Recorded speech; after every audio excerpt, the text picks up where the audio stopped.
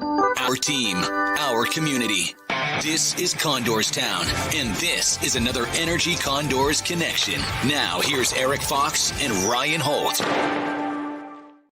The phone to the left of me says it's 10 a.m. on a Thursday. Oh, yeah, it's a Energy Condors connection, and that's what's going on here. My name is Erik Fox from Energy 95.3 on the other side of the split screen in the fishbowl of emotion, as I'm going to call it forever now.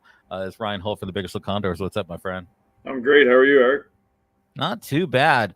Let's do as we always do. We jump into talking about all things Condors, all things CondorsTown, and of course that includes our parent organization up north on the other side of the border. That'd be the Edmonton Oilers. Last time we were talking, they were dealing with a little bit of challenges, but it looks like the ship has been righted a little bit, right? Yeah, I told you it would be, so I don't know why you didn't believe me. And I told you it'd be okay. Everything's going to be fine. I'm a Ducks fan. What can I say? Everything's not fine in Anaheim. I will say that. I know that. Yeah, trust me, I don't need to be told these things. You got a long way to go there in Anaheim. Zegers is nice, but yeah. And if you're looking for help, San Diego's not providing it either. So you're just settle in. Anyways, let's talk about the Oilers. Let's not make me crawl underneath my desk in the fetal position here. Yeah, they've won 7 of 10. They've kind of flipped the script on the last 10 games before that. They've had some runs here, and I think they're starting to get healthier, which is nice. Yamamoto's back, and the decore's pretty intact and healthy, and some other guys are working their way back from injury, which is always a good sign. So they play St. Louis tonight, so that should be a good one. The Blues have struggled this year. They've given up a lot of goals, which when you go to Edmonton is usually not a recipe for success with the amount of offense that the Oilers can provide. And big game the other night, Zach Hyman had a hat trick, and that top line with McDavid and Draisaitl really loaded up, and they were able to to get past the Preds. And I think you're starting to see some depth scoring a bit from the team, which is nice. But at the end of the day, you have the two best players in the world, or two out of the top three best players in the world. You're going to be in just about every game. So, I think Skinner's getting the start tonight, which is great.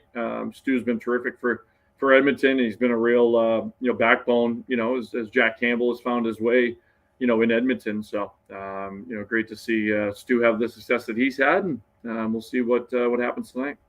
Blues in Edmonton always tend to be snippier games too, so that should be interesting to watch tonight. Yep. You're talking about injuries and people coming back from injury. Are you seeing with the people returning that some of the systems are clicking a little more than they were? Yeah, I think anytime, let's face it, the Oilers had 4 of their top 7 or 8 forwards out of the lineup. Anytime you have that, it's going to, put people in places that, they don't usually play.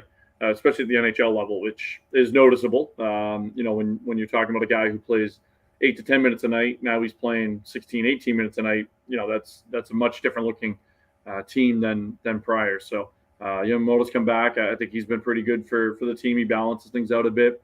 Hyman missed the game last week, and him being back is huge. I think Zach Hyman is one of the more underrated players, across the NHL, not just on the Oilers. He's kind of the engine or the motor that keeps everything moving forward. Whether he's scoring or not, he's impactful at both ends of the ice. So really like that acquisition last year, and he's only gotten better this year for Edmonton. So I think probably Warren Foegele is probably the next one to come back, and that would send someone down to Bakersfield. Who would that be? I don't know, but I think with Foegele coming back, relatively soon, I suppose.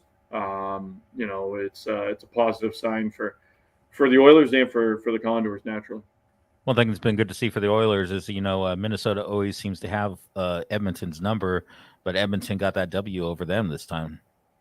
Yeah, and it was weird because they played the Wild like 3 times in 9 days or 10 days. It was almost like a mini playoff series, and now they're done with the Wild, I think, for the rest of the year. So, kind of a weird schedule, but Minnesota's a team that plays tough. They won last night. I watched that game last night. They're a tough team. If you don't bring your game, you'll get beat by them. And they bring that energy level, and they've got high end skill with Kaprizov and some other guys that are coming back, and that Boldy's been good for them as well too. So it was good win the other night, and good series win, I suppose.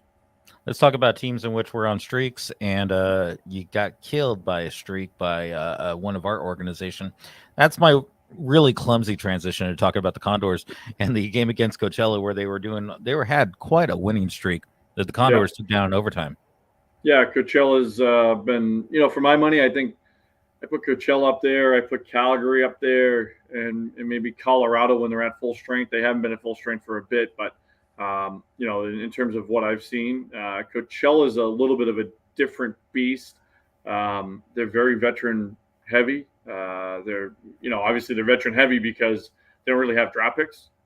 Seattle's only been around for a year, so those guys are just starting to come into the system. So they had to rely on signing veterans and AHL guys and guys on tweener type deals, and for the Condors to beat that team was pretty good. I thought especially the way the Condors have been running tight games, hadn't been able to find wins, and all of a sudden you get to overtime and a big Seth Grill and OT seals it for the Condors. So that's a positive sign, certainly, moving forward, to know that, hey, this team can play with anybody on any given night, and it comes down to one or two moments in a hockey game. And but for my money, that Coachella Valley team, when they're going with Lind and Podorowski, I mean, these are Andrew Podorowski has 101 points last year, and he didn't even get a sniff of the NHL. Like, I asked Keith Gretzky, our GM, like, what's the deal? Like, he's 2 points a game in the American Hockey League for the better part of his career, and he's only 27, 28. He might not even be 27, and he can't get a sniff. And to me, that always fascinates me, because there has to be something. Like, to not even get a 10 to 15 game look, it's really fascinating. I know he's on the smaller side. I know he's more offensive than defensive, but surely there's got to be a spot for that. But yeah, it was a great win over them, and kept Podorowski off the score sheet, which is always good. Of course, with the good to the bad, we got to talk about the other game we had this past weekend. That was San Jose, 3-1 loss up there. It has been kind of a rough streak, but we were talking about, injuries with Edmonton really affects the local core. Are you going to see that kind of riding when we get some of the people back? Yeah, Vinny Desharnais should be back this weekend. Yanni Caldas came back Saturday, and they planned on keeping him out Sunday. They didn't want him to sit on the bus for 4 hours and have things tighten up. So he should be full go this weekend, which is great. So you get two of your top four defensemen back. That's going to be huge for the team going into the weekend. And Sunday, I thought the Condors actually played really well. The couple of breakaways in the first period, ended up scoring, taking a 1-0 lead after one. Some penalty trouble, got into trouble in the second, and then you find yourself down 2-1 going into the third. So I think they were right there with San Jose. I think San Jose is a team that is going to kind of come back down to earth here sooner rather than later. I see that as a young team that has had success, but the underlying stuff isn't really where you want it to be. So I think they come back to the fold here over the next couple of weeks, and it'll be an interesting second half of the year. It's not really the second half, but we kind of use Christmas as kind of a middle portion of the year, and the Condors are kind of where they've been the last 4 or 5 years, which has been teetering around 500, not really at the top of the table, and then all of a sudden you look up in March and there's the Condors right there in the top three. And I think that's honestly going to be the case again this year, because when you add in Desharnais, you add in Caldas, you add in another forward or two, it's a different looking team come February as opposed to what it is right now. February, March are so far away. We got to talk about the next steps we got to take. We got a caravan weekend where we have the same team both home then away with the Ontario Reign. What's the prep work looking like for that? Yeah, Ontario's red hot. I think they've won 8 of 10, and they went through a little bit of a lull. They lost 5 straight, and then they kicked it into high gear as of late. But I think Ontario is a team that the Condors feel pretty comfortable playing against. We've always had success against Ontario, regardless of records and regardless of where the teams are in the table. But I think I've been watching too much World Cup lately. I've been calling everything the table lately. But they've got a rookie, not a rookie, but feels like a rookie in Quentin Byfield, who second overall a couple of years ago. We saw him back during the COVID year when he was an underage player in the American Hockey League, and he's really turned it on. He got an assignment to the AHL to find his game, and he's found it, and he's driving that team right now. So that's good for that organization because they need him to be successful, and they use the American Hockey League to boost his confidence, and rightly so. They've also got Cal Peterson, who was an NHL netminder for the last 3-4 years, and now all of a sudden he's back trying to find his game in the American Hockey League. So it'll be a stiff test this weekend. Then we go to Colorado, which we always seem to go to Colorado right before Christmas, and those will be 2 tough games on the ranch. They never are. It's never easy on the ranch, and these 2 games won't be easy too because I think Colorado's starting to get a little healthier too. They lost their captain on waivers. Some really bad NHL team picked him up, last week, and Jason Megna off waivers. They're in like Orange County or something. So that's where he lives now. So I do need to point out as I have my Anaheim Ducks stuff right above me right here. It's fortunate for him. He's making NHL money. Not fortunate for the Eagles, who that would be like Brad Malone getting claimed off waivers for us and leaving the organization. Something that would be unexpected, and that was unexpected, I think, for the Eagles. So tough 4-game stretch, but you get 3 out of 4 here, and you feel a lot better about what you're getting under the tree next week. Well, hopefully we'll be having a good talk next Thursday when we do this once again. And of course, tomorrow's my birthday, so best birthday gift will be a win for the Condors tomorrow. Right? That's great, and we're gonna have to bump it because we're flying next Thursday. So let's bump it to Wednesday or Friday next week, and make sure we get a Festivus Condors connection and before Santa comes. Yeah, we want Santa, not Krampus. Exactly. So let's talk about if you want to go see the game tomorrow night, celebrate my birthday and a bunch of 1,000 people at CondorsTown. What do they got to do?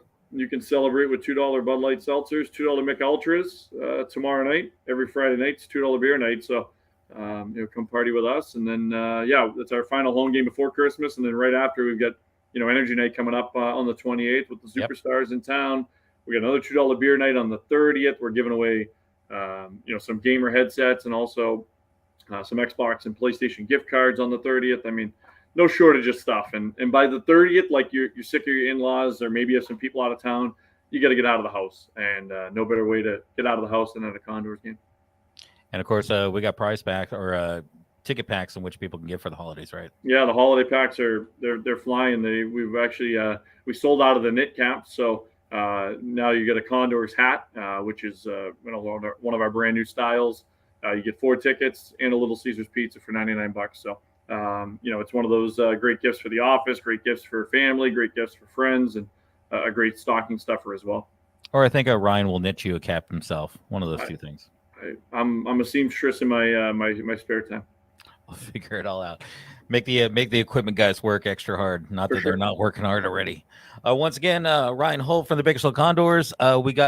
Before we wrap, we got road games. So how do people check out the road games? Yeah, AHL TV. You can sign up. I think it's $1 a game, which is pretty good deal. So Saturday at 6, and then we're on the ranch Tuesday, Wednesday next week at 6:00 as well. So tune in, and I mean, you're going to need to do something next week. I mean, family's going to be around.